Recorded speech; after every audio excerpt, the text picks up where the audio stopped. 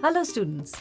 Today we are going to study a couple of poems by Robert Frost called Dust of Snow and Fire and Ice. Before we reflect on the poems, let us learn a few things about our poet. Robert Frost was born on March 26, 1874 in the city of San Francisco in Northern California. He is greatly remembered for his lifelike portrayals of American rural life. He shed light on many complex social and philosophical themes through these portrayals. Frost was honored with 4 Pulitzer Prizes for poetry during his lifetime. Some of his most famous poems are Stopping by the Woods on a Snowy Evening, The Road Not Taken, and A Question. He was also named Poet Laureate of Vermont on July 22, 1961. Let us now begin with the poems. Both of them are very brief, comprising of 2 stanzas with 4 lines each. Many of Frost's poems, like Dust of Snow and Fire and Ice, are written in the form of epigrams. Epigrams, as you may know, are short poems with witty and ingenious endings. Our first poem, Dust of Snow, was published in the Pulitzer Prize-winning volume of poetry, New Hampshire. Frost has made use of the standard ABAB rhyme scheme in this poem, and it consists of run-on lines. The whole poem is actually one single sentence. Let's have a look at the poem. The way a crow shook down on me the dust of snow from a hemlock tree has given my heart a change of mood and saved some part of a day I had rued. Dust of Snow illustrates a simple everyday experience of watching a crow flying down from a tree branch. Through this image, Frost beautifully shows how such an innocent action has significance for him, giving him a change of mood. The poem displays Frost's incredible ability to evoke deep meaning with common language. The crow's movement causes a dust of snow to fall on the narrator from a hemlock tree. Note the use of the word hemlock.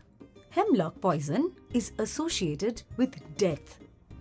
It is also mentioned in a very famous poem by John Keats known as Ode to a Nightingale. On the other hand, hemlock trees look very beautiful and aristocratic. Frost, hence, links beauty and death. Moreover, crows are also considered a symbol of death and misfortune since time immemorial. Popular European myths suggest that crows have even acted as familiar spirits to witches. The recognition of death drives the narrator to change his heart. He makes most of the day which he was wasting in regret. The symbols of death, like crow and hemlock tree, are also elements of nature. Nature, hence, instills an awareness of his own mortality in the poet. It encourages him to enjoy his days on earth and embrace life to the fullest. Let us now look at the next poem by Frost, known as Fire and Ice. Some say the world will end in fire, some say in ice.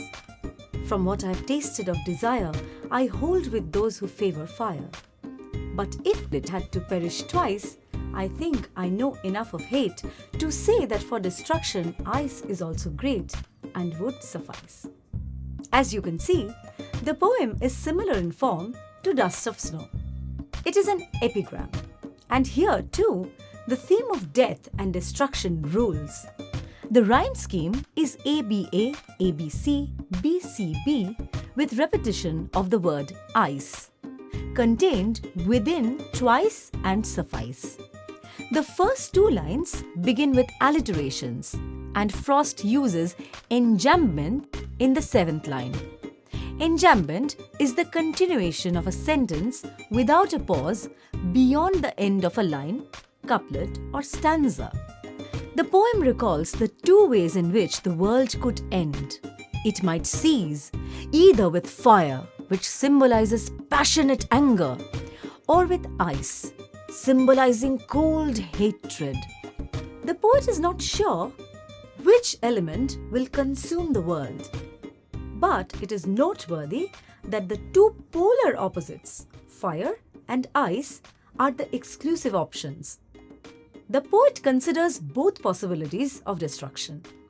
In the first stanza, he concludes that the world must end in fire after thinking of his personal experience with desire and passion, which are the emotions of fire.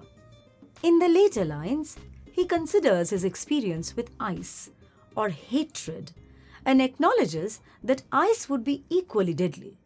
In this short verse, the poet actually revisits the age-old philosophical dilemma of the human civilization. With his characteristic short, clipped lines and clichés, Frost explores a grave problem regarding the fate of the world. The poem also reflects the scientific debates of the time, which predicted that the world would end through global warming or with the advent of an ice age. That's a lot of Frost for today. How do you feel after studying his poems? Distressed or happy? I hope you will look up his other poems and decide for yourself. See you in our next videos.